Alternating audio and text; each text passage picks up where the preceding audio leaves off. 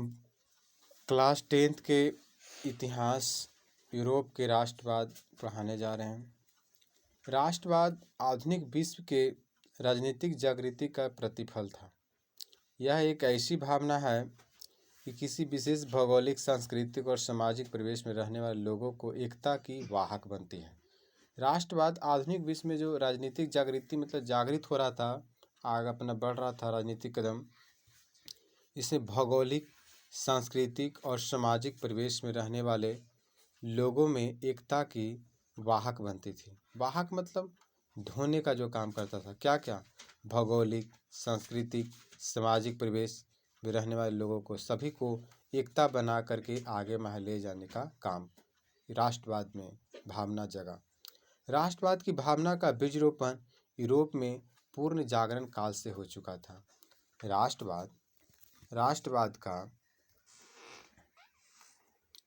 राष्ट्रवाद की भावना का बीज रोपण यूरोप में पूर्ण जागरण के काल से ही हो चुका था, परंतु 1789 में फ्रांसीसी क्रांति, उस समय 1789 में फ्रांसीसी क्रांति का उन्नत हुआ। मतलब उस समय 1789 में फ्रांसीसी क्रांति का उन्नत रूप में प्रकट हुई और 19वीं शताब्दी तक उन्नत आक्रमक के रूप में सामने आई। इसके कारण भी यथेष्ट परिणाम यह युगांतरकारी रहे। यूरोप में राष्ट्रीयता का भावना के विकास के फ्रांस की राजक्रांति, नेपोलियन के आक्रमण ने महत्वपूर्ण योगदान दिया। यूरोप के राष्ट्रीयता की भावना के विकास के लिए फ्रांस की राजक्रांति, जैसे फ्रांस में सब क्रांति हो रहा था, तो फ्रांस में जो क्रांति हुआ 1830 के आने हम पढ़ाएंगे। नेपोलियन के आक्रमणों ने महत्वपूर्ण योगदान दिया। फ्रांसीसी क्रांति के राजनीतिक और अभिजात वर्गीय परिवेश से बाहर कर उसे अखबारों, सड़कों और सर्वसाधारण की वस्तु बना दिया। यूरोप के कई राज्यों में नेपोलियन के अभियान द्वारा नव युग का संदेश पहुंचा। फ्रांस के उस समय राजा था नेपोलियन के अभियान जो चला, उसमें एक नया युग का संदेश दिया। कहाँ? यूरोप में एक नए योजना लेकर आया। नेपोलियन ने जर्मनी और इटली के राज्यों को भौगोलिक नाम की परिधि से बाहर कर उसे वास्तविक और राजनीतिक रूपरेखा प्रदान करने की योजना बनाई। नेपोलियन ने जर्मनी और इटली के राज्यों को भौगोलिक नाम की परिधि से बाहर कर उसे वास्तविक और राजनीतिक रूपरेखा प्रदान किया। इसे इटली और जर्मनी के एकीकरण का मार्ग प्रशस्त हुआ। नेपोलियन ने ही इटली और जर्मनी के एकीकरण का रूपरेखा तैयार कर दिया था। दूसरी तरफ नेपोलियन की नीतियों के कारण फ्रांसीसी संप्रभुता में और आधिपत्य के विरुद्ध युद्ध में देशभक्तिपूर्ण विक्षोभ जगा। नेपोलियन के पतन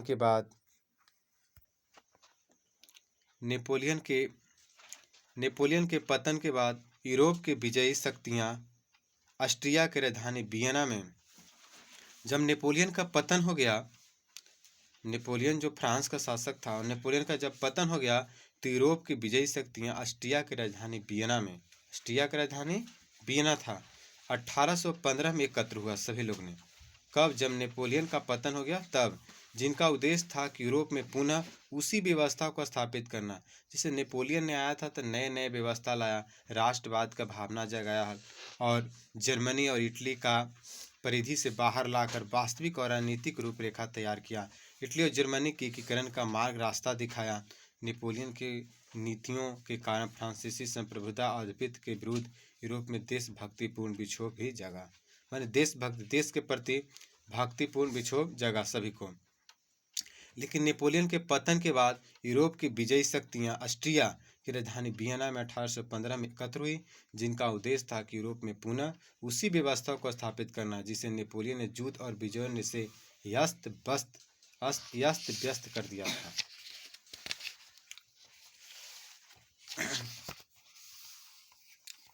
फ्रांस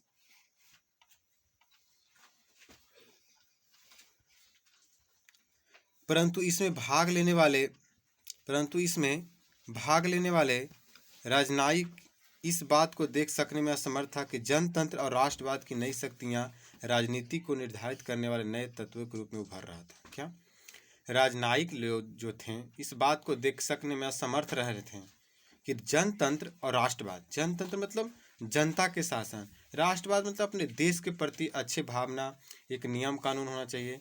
जो राजा का अधीन चल रहा था, किसी दूसरे के शक्ति का अधीन चल रहा था, दूसरे देश उस पर हस्तक्षेप कर लेता, शक्तियां राजनीति को निर्धारित करने वाले नए तत्वों के रूप में उभर रहा था। सन 1815 ईस्वी में वियना सम्मेलन की मेजबानी ऑस्ट्रिया के चांसलर मेटरनिख ने किया और मेटरनिख की घोर प्रतिक्रिया भाई पूछेगा क्वेश्चन में इस तरह से पूछ सकता है ऑब्जेक्टिव में कि वियना सम्मेलन कब हुआ, तो वियना सम्मेलन 1815 में हुआ।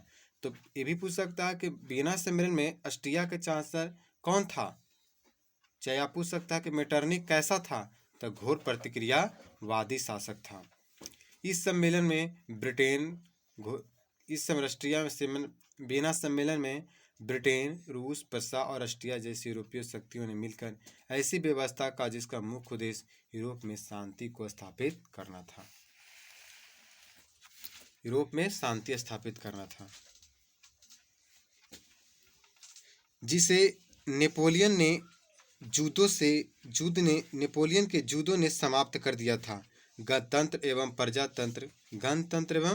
प्रजातंत्र जो फ्रांस की क्रांति का देन था।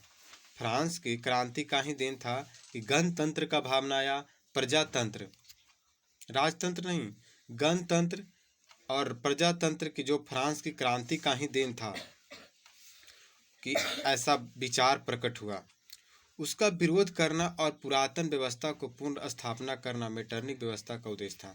मेटरनिख जब आया, ऑस्ट्रिया का जो चांसलर था, मेटरनिख चाहता था कि नेपोलियन ने जो गणतंत्र प्रजातंत्र को फ्रांस के क्रांति का देन था, इसको जो लाया था, इसको यह नष्ट करना चाहता था। कौन? मेटरनिख।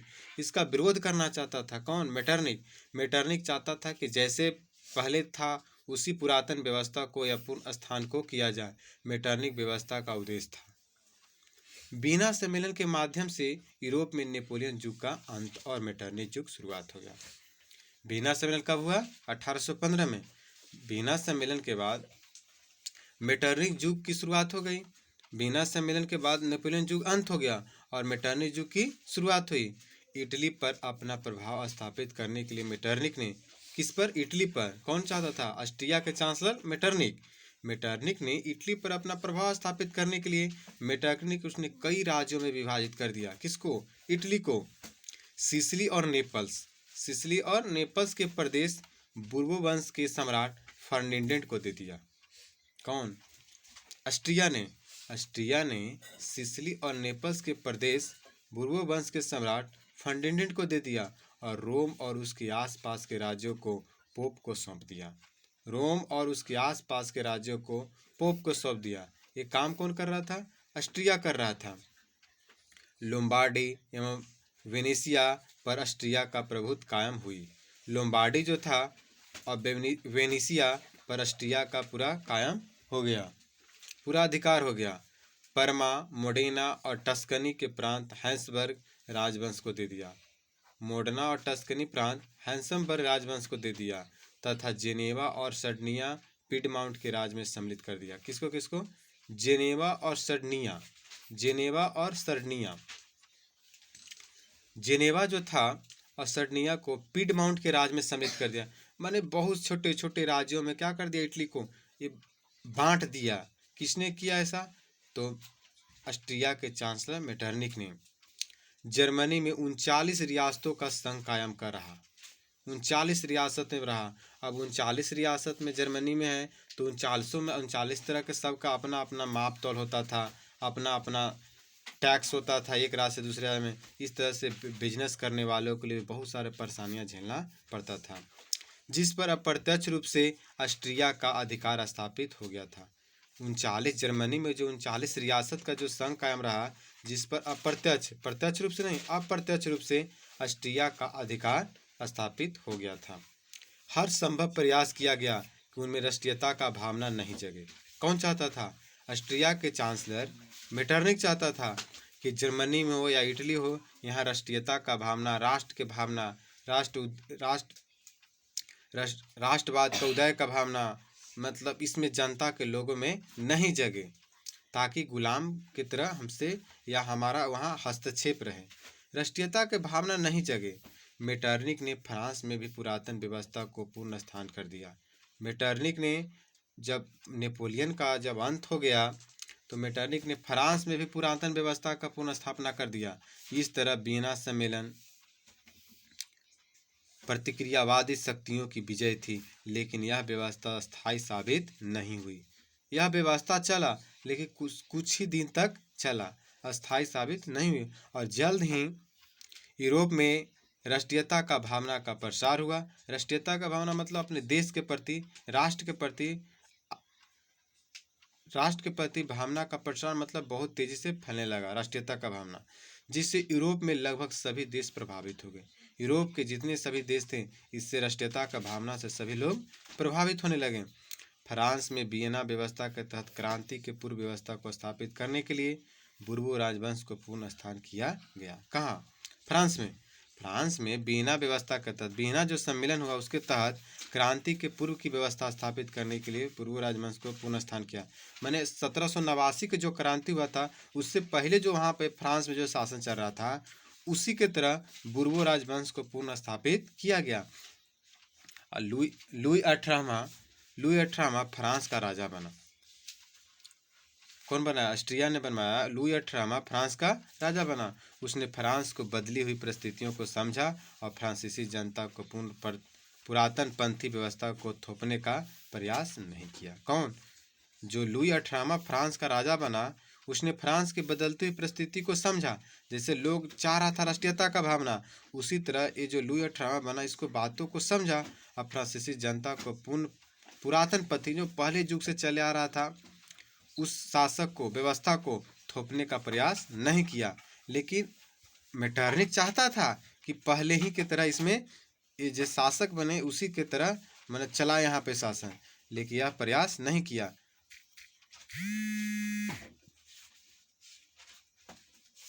उसने प्रतिक्रियावादी तथा सुधारवादी शक्तियों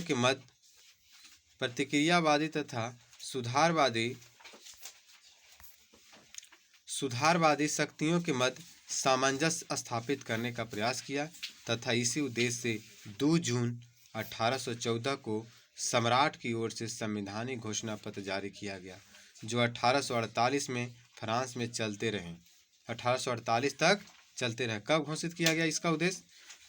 उसने प्रतिक्रियावादी तथा सुधारवादी शक्तियों के मध्य सामंजस्य स्थापित करने का प्रयास किया। किसने? लुई 18वां ने, जो फ्रांस का राजा बना। लुई 18वां वो प्रतिक्रिया मतलब होता है, प्रतिक्रियावादी मतलब घोर प्रतिक्रियावादी कौन था? मेटरनिख था। तो उसने प्रतिक्रियावादी तथा सुधारवादी शक्तियों के मध्य, जो प्रतिक्रियावादी थे, जो सुधारवादी मतलब चाहते थे कि जर्मनी, इटली और फ्रांस हो, उसको सुधार की और राष्ट्रीयता का भावना हो, शक्तियों को मध्य सामंजस्य स्थापित करने का प्रयास किया। इसी उद्देश्य से 2 जून 1814 को सम्राट की ओर से संवैधानिक घोषणा पत्र जारी किया गया और 1848 में फ्रांस के चलते रहे। चार्ल्स एक्स के शासनकाल में, अब आ गया कौन? लुई 18वां के बाद चार्ल्स एक्स के शासनकाल में इसमें कुछ परिवर्तन किया गया, परंतु इसका परिणाम 1830 के क्रांति के रूप में सामने आया। चार्ल्स एक ने अपना कुछ परिवर्तन तो किया, तो इसका परिणाम भी आ गया। 1830 में जुलाई क्रांति आ जाता है।